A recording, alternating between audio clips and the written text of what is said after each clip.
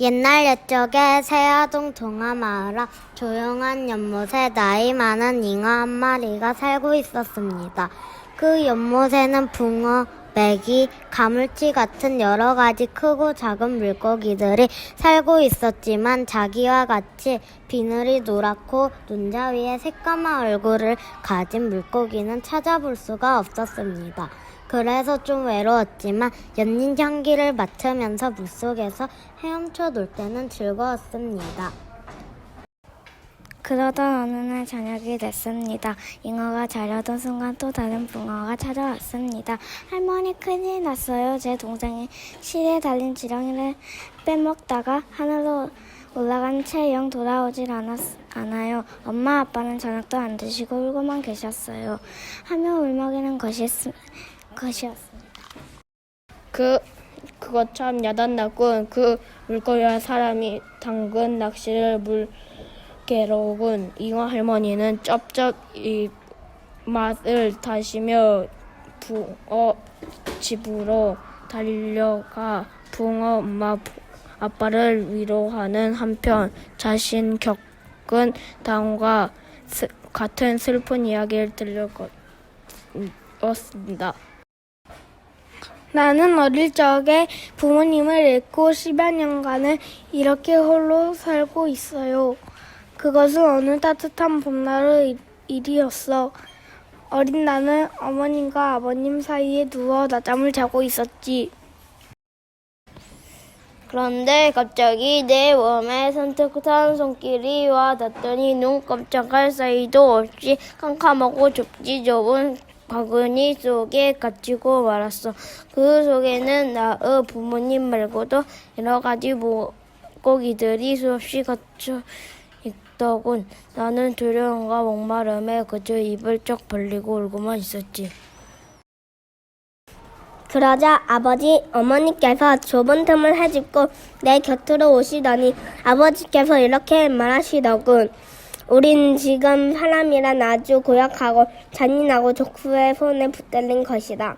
그러는 우리의 어른들께서는 도저히 살아날 길이라곤 없었고 나이가 어린 너만 어쩌면 살아남을지도 모른다. 인간이란 워낙 욕심이 많고 어린 너희들을 더 키워서 잡아먹을 궁리를 하거든. 운 좋게 내가 살아가거든. 이 연못을 떠나 너희 외가가 있는 이 앞들 넓은 넷으로 가거라. 얼마 후 장마철이 되어 물이 둑을 넘거든. 그 물줄기를 따라 내려가면 된다. 알았지? 하시면서 아버님은 얼굴을 돌려버리시더군. 어머니는 내 볼에 자기 얼굴 후비시면서 울고만 계셨고. 연못에는 이상한 일이 잇따라 생겨서 방주간의 어른이 잉어 할머니를 모시고 붕어, 날치, 피라미들이 모였다. 그러나 그들과 항상 사이가 좋지 않은 메기, 가물치, 뱀장어들이 얼굴은 끝내 그곳에 나타나지 않았습니다.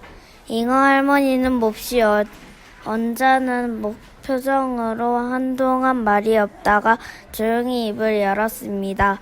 여러분, 우리가 꽃향기 그윽한 이 아름다운 연못에서 편안히 지낼 수 있었다는 것은 오직 인간이라는 욕심 많고 약한 동물이 우리가 여기 살고 있다는 사실을 몰랐기 때문이죠. 그런데 이제는 그것을 알게 되었으니 참으로 큰 야단이 났소. 하고 말머리를 꺼내 참이었습니다. 성미가 급한 날치가 말했어요. 그 뾰족한 주둥이로 다른 물고기들을 떠밀고 나오면서 아니 잉어 할머니, 그거 참 답답하지 않소? 무턱대고 야단났다고 하실 게 아니라 어쩌면 좋다든가 어떻게 하자는가 그 방법을 말씀해야 할 게 아니오? 그러나 잉어 할머니는 담담한 표정으로 말을 이었습니다. 그러니 우리가 살 길을 지나친 욕심을 버리고 이제까지 먹지 않았던 지렁이 같은 것을 일체 입에 대지 않으면 되는 거예요. 더욱이 미꾸라지나 송사리 같은 우리들 동족을 잡아먹는 고약한 못된 버릇을 고쳐야 하여 차근차근 말을 계속하야 하던 참이었습니다. 이때 연잎 위에서 낮잠을 자고 있던 개구리가 그 옆을 나는 파리 한 마리를 날름채 먹고 쩝쩝 입맛을 다시며 이렇게 중얼거렸습니다. 그건 가물치나 메기 영감들이 물어보지? 개굴. 잉어 할머니는 물고기도 아니면서 맘대로 물속을 휘젓고 다니며 어린 물고기나 건드리다가 훌쩍 육지로 도망쳐 버리곤 하는 이 얄미운 놈에게 물장구를 한번 쳐주고 나서 말을 계속할 때였습니다. 배가 복장이처럼 불룩하고 쭉 떼진 이가에 송곳처럼 날카로운 수염을 가진 못생긴 자가사리가 입을 벌렁거리며 말창감을 했습니다. 저 잉어 할멈 그 말씀에 불만이 있습니다. 모두 알 것이 저는 생고기만 먹습니다. 잉어 할머니 이야기대로 하면 저 같은 놈들은 굶어 죽으란 말이요. 하루 종일 다락방에서 맹물 마시는 인간들도 아침밥은 먹고 나오는데 내가 그만하지도 못한단 말이오. 참나. 달가사랑이 못생긴 얼굴로 까만 얼굴에 핏기를 올렸습니다. 잉어 할머니는 이 연못 속에서 우리들끼리 아웅다웅 싸우거나 서로 잡아먹지 않아도 먹고 살 것은 얼마든지 있습니다. 산에 설날에는 고소하고 맛있는 열매는 풀잎에서 떨어지는 갖가지 벌레들입니다. 그리고 한층 목적을 돋구어 만약 여러분이 내 말을 듣지 않으면 이곳을 안녕과 평화는 말할 것도 없고 여러분 자신의 목숨까지도 지탱할 수 없을 테니 깊이 명심하시오 하고 말을 메었습니다. 고개들은 못하고 해서 잉어 할머니의 말만 따르게 하였다. 그 소식을 들은 물고기는 가물치 메기 뱀장어에게 일러 바쳤는데 그 메기가 이렇게 말했다. 그 늙은 녀석이 뭐 할 수 있길래 따르는 거야. 나한테 쫓기는 다는 주제라고 말했다. 그리고 가물치랑 뱀장어도 말했다.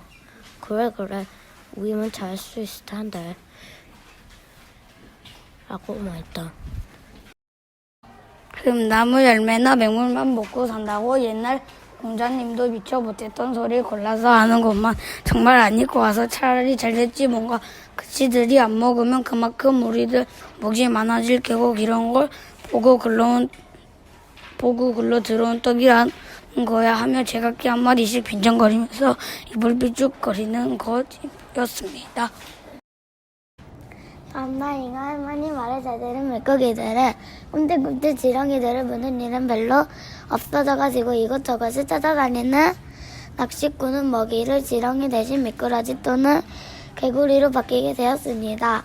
그래서 이 연못 속에 사는 가물치, 메기, 뱀장어와 같은 생고기를 좋아하는 사나운 물고기들이 앞을 다투어 그것을 물고 채다가 간 곳이 없어져 그곳에는 오랜만에 진정한 평화가 찾아왔습니다. 그리고 그 후로도 여러 번 연꽃이 피고 많은 세월이 시끄럽지도 않게 조용히 흘러갔습니다. 그동안 무슨 일이 있었던 게냐? 그 모두 동쪽 물고기들 극진한 사랑이 있어. 갑자기 맑은 하늘에 먹구름이 연못에 내려졌다니 용이 된 그 잉어 할머니는 하늘로 올라가 그때 그 광경을 본 것은 연잎 위에서 쿨쿨 자고 있던 개구리뿐이었습니다. 말썽꾸러기 개차반이라고 불리던 그놈도 용이 되어 승천하는 잉어 공주님은 그 장엄하고 거룩한 모습을 본 순간 저도 모르게 그만 넙죽 큰 절을 해버린 거였습니다. 개구리가 공손히 앞발을 모으고 절하는 모습이 생긴 것은 바로 이때인 것입니다.